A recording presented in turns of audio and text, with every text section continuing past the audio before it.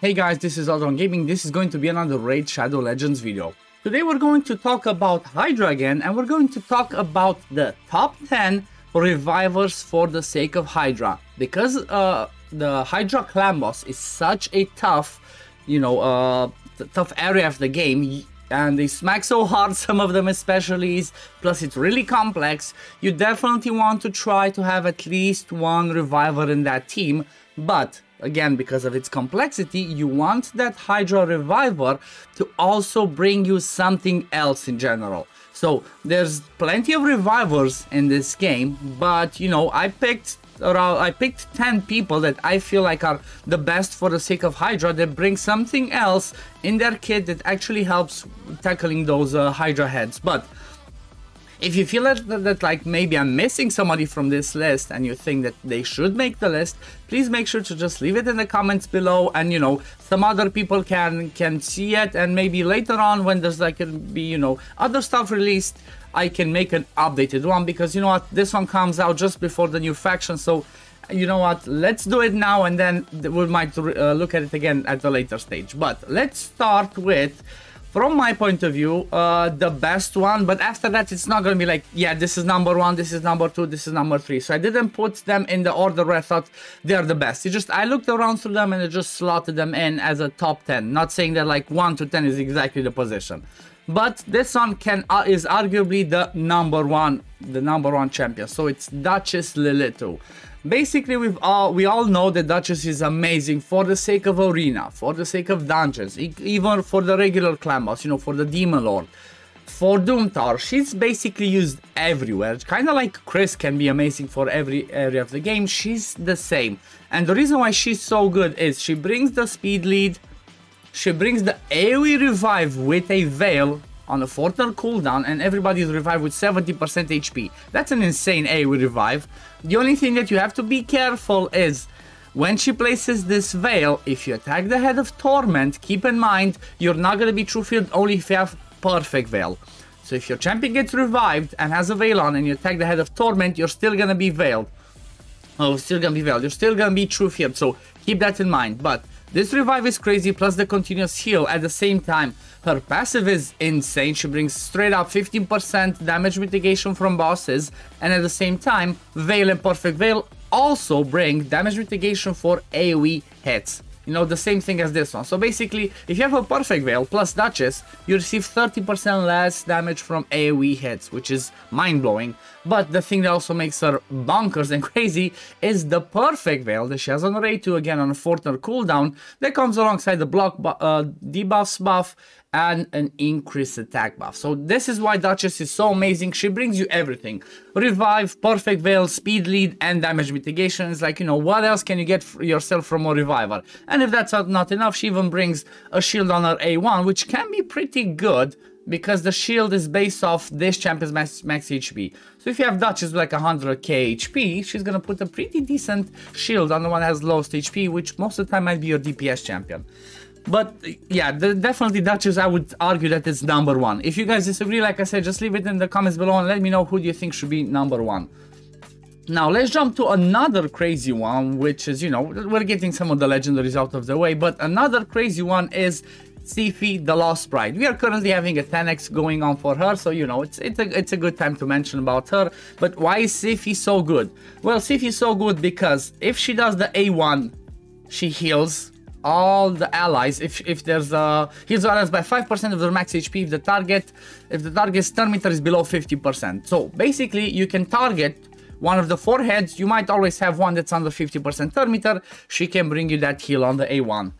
On the A2, she brings AoE block buffs, turn meter fill, increased defense, and increased speed. Like, what else do you want? She brings all of those on a 4-turn cooldown. That's pretty insane. Like, she brings you most of the good buffs that you want for the sake of Hydra, especially increased speed and increased defense. Like, block debuffs is pretty good as well, but it's like, it's not that, oh my god, mandatory. You can resist and do some other stuff about that.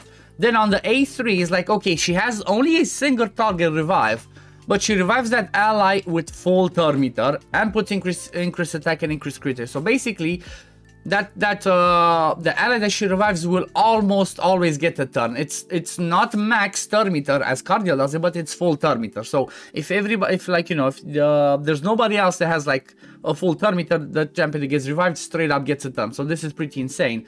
At the same time, her passive heals all allies every time they get the turn by 10% of max HP, which is bonkers again. But guess what? There's even more. She brings an ally resist in all battles. We all know how important resist is for the sake of Hydra, so having this as an aura is just mind-blowing and it's extremely important. Now, let's jump on to another legendary, which is like, one of the pretty new ones, and maybe there's not too many people that have her, but we have Raka Viletide. Basically, Raka Viletide, I might be stuttering on her kit because I haven't played with her, I haven't seen her, but she brings on the A1 attacks one enemy, heals the ally with the lowest HP by 10% of this champion's max HP. So kind of like Duchess, if you stack up a lot of HP for her, she's gonna do a pretty high heal on the A1. Whenever she A1s, whenever she counterattacks, that still counts. So this can be pretty amazing. On the A2 she brings the full cleanse, then places increased attack and shield equal to 25% again of this champion's max HP for 2 turns. This is on a 3-turn cooldown. Pretty good cooldown. The shield can be stronger from here. So the theme kind of looks, you would build her you would build her fast and with lots and lots of HP. And then the A3, which is the revive, revives all dead allies with 50% HP, 50% turn meter, and then places a block debuffs buff on all allies for 2 turns. Will place the block debuffs buff even if there are no dead allies. This is on a 4-turn cooldown. So if you have nobody dead, but you still want the block debuffs, you can still use it with her and she can be really useful. 4-turn cooldown is not that big, so she's gonna, it's not that big of a cooldown, so she's gonna come back to that one pretty often if you build her pretty fast.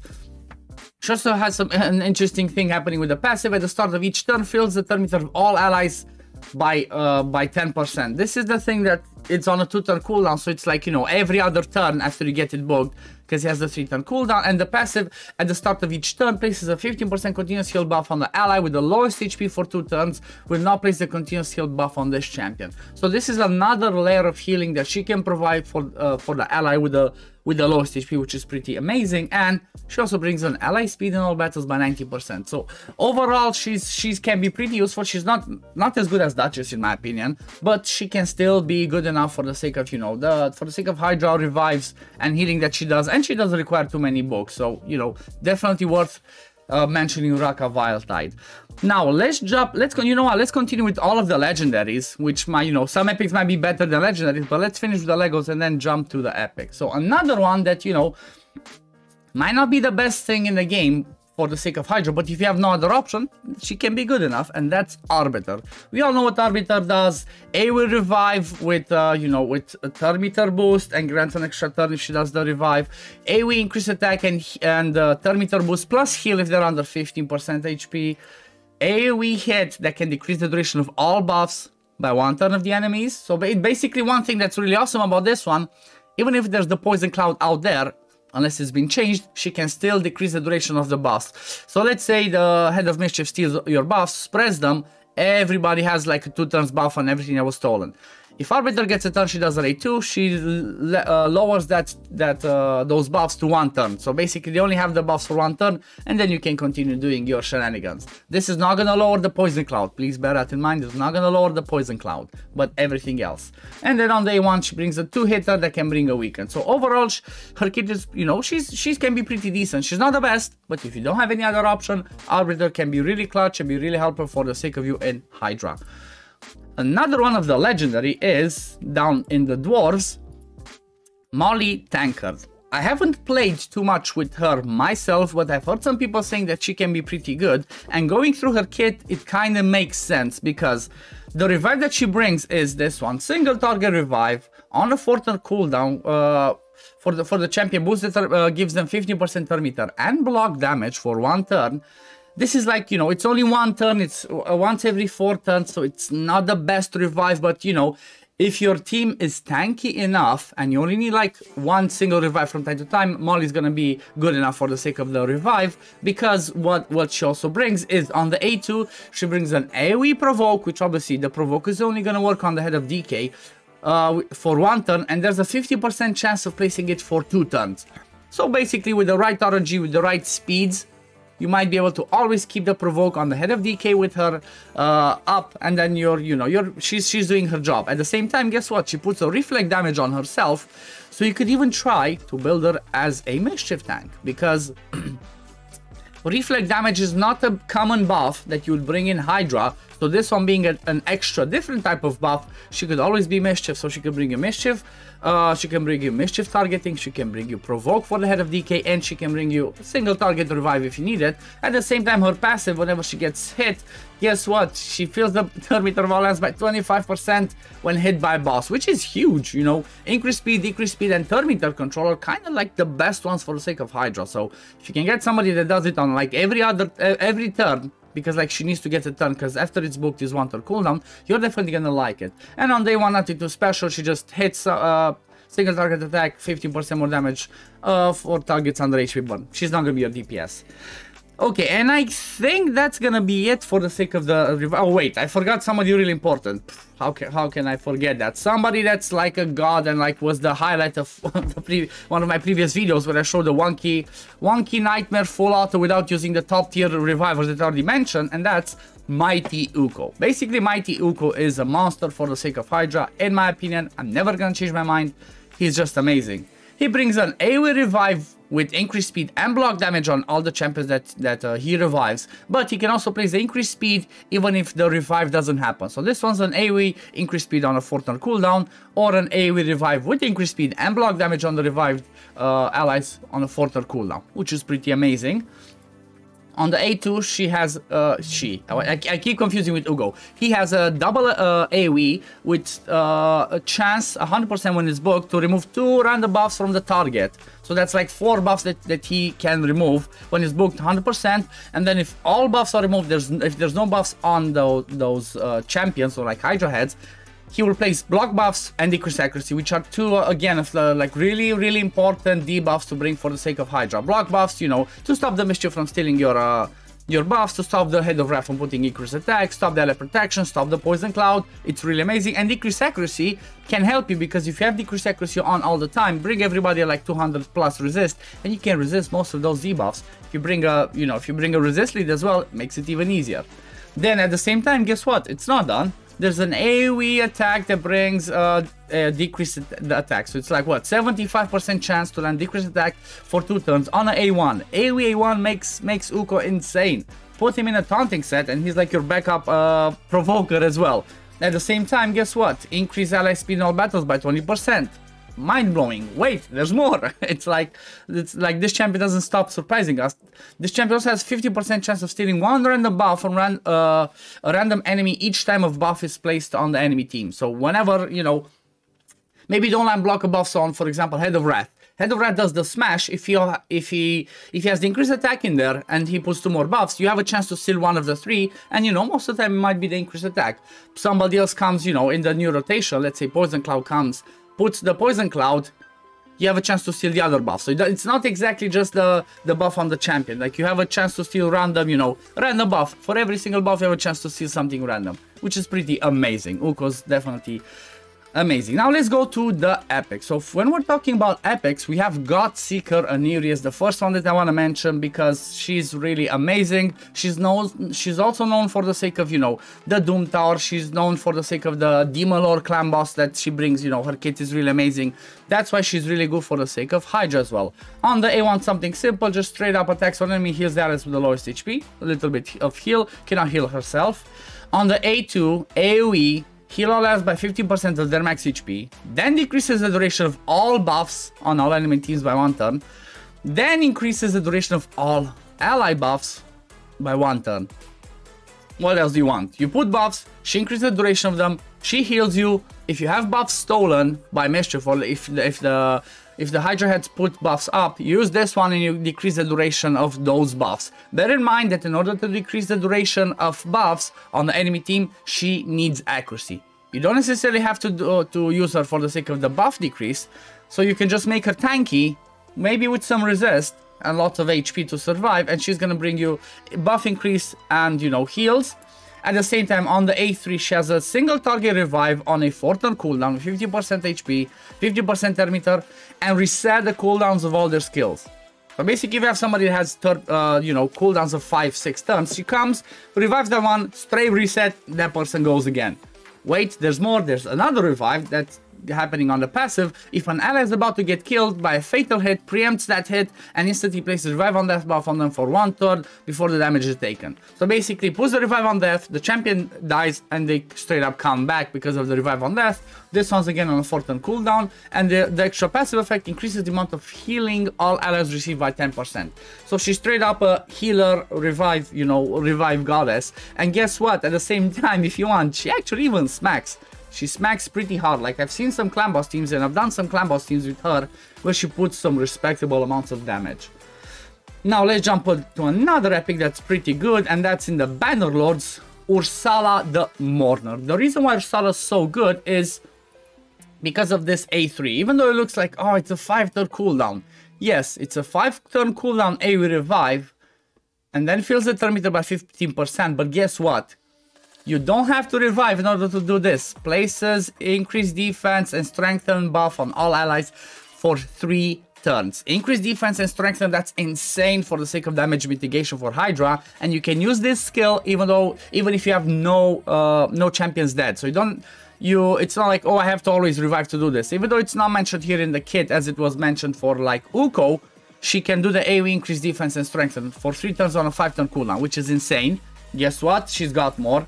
She places an AoE increase attack and an AoE decrease attack, so if you build her with accuracy, she can place the decrease attack as well.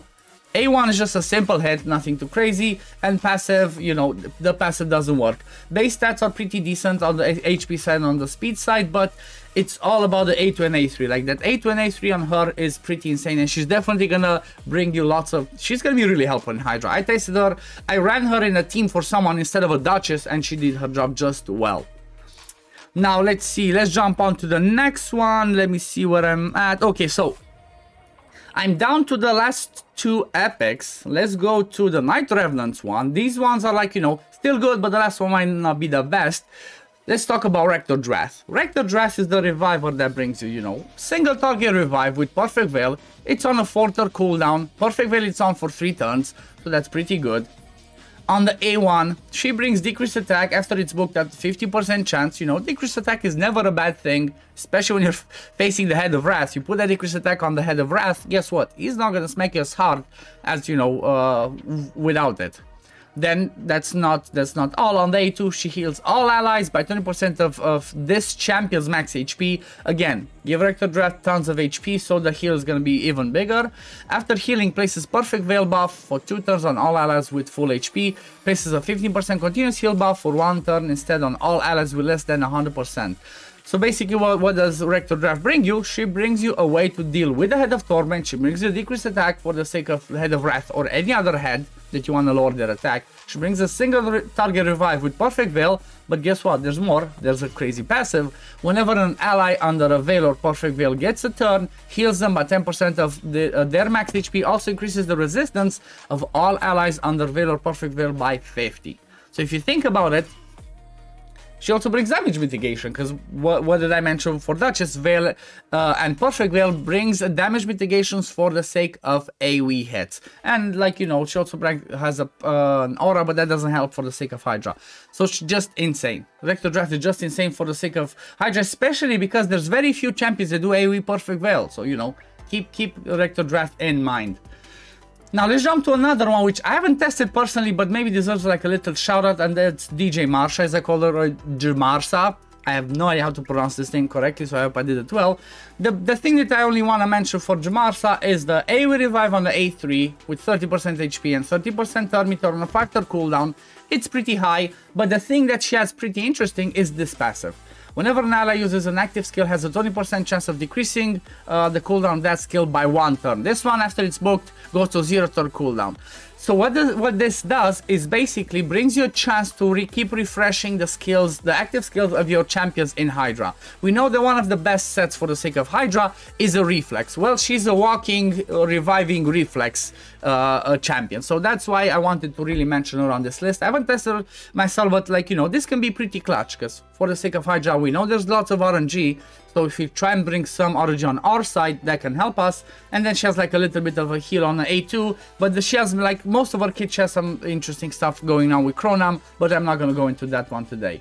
So these are the revivers. Let me double check that I didn't forget anyone. I do want to give an honorable mention to something that's not like a direct revive, but I want to give honorable mention to Revive on Death. As we saw with Gothica Ranieri, Revive on Death can be, you know, can be pretty interesting, as your champions before they die, if you put Revive on Death, you get them to be revived. So for example, you have the Head of Refs do to smack you with increased attack on himself. If you have somebody that does Revive on Death, you do that and you're gonna be saved. Two of the champions that I want to, like, I'm just gonna mention two, there's like plenty more, but two of the champions that I want to mention for the sake of that is Cardial, that does, you know, Revive on Death, cleanse, block debuffs, ally attack, crazy heals on the A1, insane passive, and speed aura. And then the other one that I want to mention is from the Night Revenant. Somebody was, you know, kind of hated last year when there was Fusion, Mother Sybil. AoE decreased speed, Revive on Death, increased defense, really amazing passive, good speed aura, and the A3, which can be really helpful. But yeah, I think this is gonna be all for this video. This is my top 10, I guess 12 with the Revive on Death champions that I mentioned. But yeah, like I said, if you feel that I forgot somebody or that I didn't mention somebody on my list that you think should have been on the list, please just leave it in the comments below so other people can see it, we can discuss about it, and at a later stage I can update this list and make a new one where it might be turned into 15 or 20 top revivers for the sake of Hydra. But yeah, this is gonna be it for the video, guys. Thank you for watching. Don't forget to like and subscribe if you do enjoy my content, and I'm gonna see you on the next one. Peace, love, take care everyone. Bye guys.